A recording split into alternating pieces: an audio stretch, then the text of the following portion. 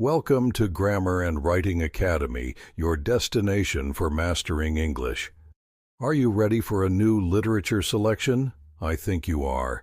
Today we will have a blog post which is called, "Is Our Gain Also Our Loss?" First, let us meet the author, Cailin Loesch.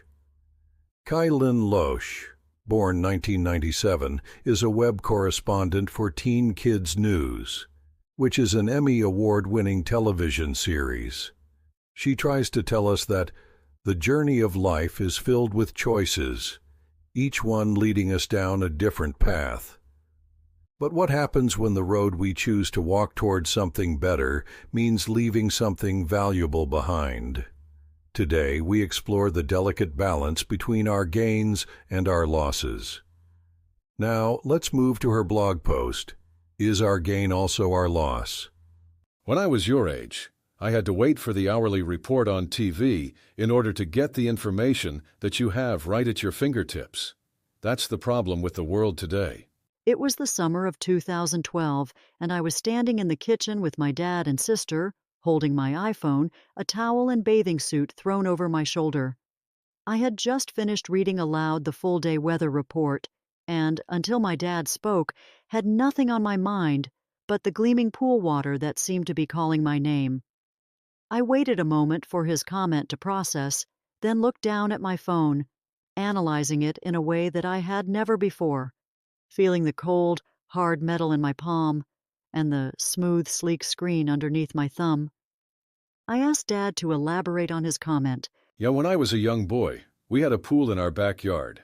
My brothers and I weren't allowed to go swimming until the temperature reached 75 degrees, not 1 degree less. And so we boys spent our summer mornings waiting by the TV for the hourly report that read the temperature, praying that it would say the number we wanted it to, so that we could dive in. I have vivid memories of those mornings. Suddenly, life in the 1970s seemed distant, and people detached. It occurred to me that my dad has experienced life like I will never know it, and that I have experienced life like my children will never know. I even started to think about how things have changed in the years that I've been alive. It's not just technology that's changing either. It's our way of living. I've seen it with my own eyes, and it's only becoming clearer as the years go by. Gradually, evenings spent doing homework at lamp-lit desks covered in pencils, paper, and textbooks are turning into late nights under bed sheets and blankets, a Google Docs page pulled up, fingers typing aggressively on a keyboard that can barely be seen in the dark. It seems as though I am part of the last generation that will know the satisfied feeling of stapling together a completed research paper, pages still warm from the printer. People of the next generation will never go on a family trip to the local Blockbuster in search of candy and a comedy for movie night. They might miss out on handwritten letters from their grandparents, available to read and reread for years. Do we even realize what we're all leaving behind? This morning, I was sitting at the breakfast table eating cereal when my dad came in to say goodbye before he left for work.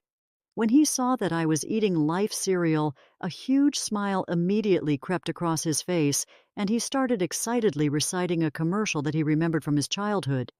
He called me into his office, where he threw himself down in front of his desktop computer to search for the ad on YouTube, eager to take me back in time with him.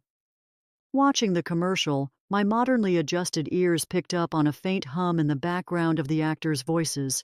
There were no snappy graphics or fast-paced cuts. In fact, the colors were a bit faded and the actors' faces were only highlighted in dim lighting. Then I turned to my dad, who was still beaming, as if all the happy memories from his childhood were flashing before his eyes. Judging by his enthusiastic clapping at the end, he sure didn't seem to miss modern technology during those 30 seconds. In a world of iPhones and missions to Mars, is it even possible that my childhood will ever be looked at in the way that I look at my dad's?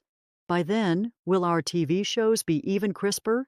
Will it be unimaginable that we needed long, easily tangled wires in our ears in order to listen to music? Will my kids marvel at the idea of us old-fashioned teenagers having to wait by wall outlets for our phones to get out of the dreaded red battery zone before heading out for the night? Will they laugh at us for using pieces of green paper to buy things? The thing that has really stayed with me, though, is my dad's comment about how all these new technologies are a problem. One day, will we late millennials feel nostalgic as we look back on our simpler days, where we sometimes got a 10-minute homework break when our laptops lost battery life, giving us an excuse to sit in peace in front of a warm fire while we waited for them to charge? Will a lack of instant charging mechanisms become the new lack of a weather.com app? Will we pull out our old Nintendo 3DS XLS to smile at what was once the hottest new piece of technology, recalling memories of online play with friends in the same way that my dad smiled at an old commercial? Will we wish that things had never changed? They say that you should never try to fix what's not broken.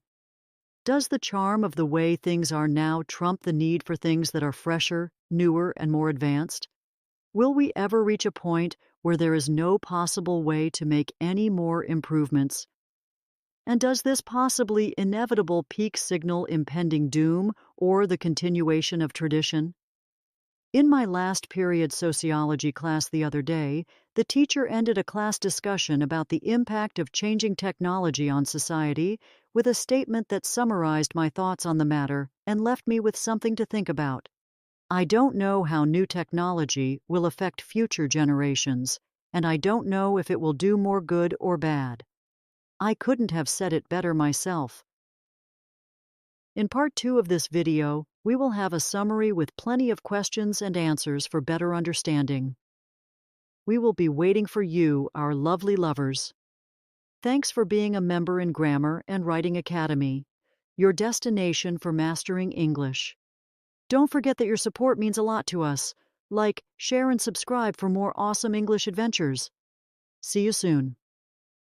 Goodbye.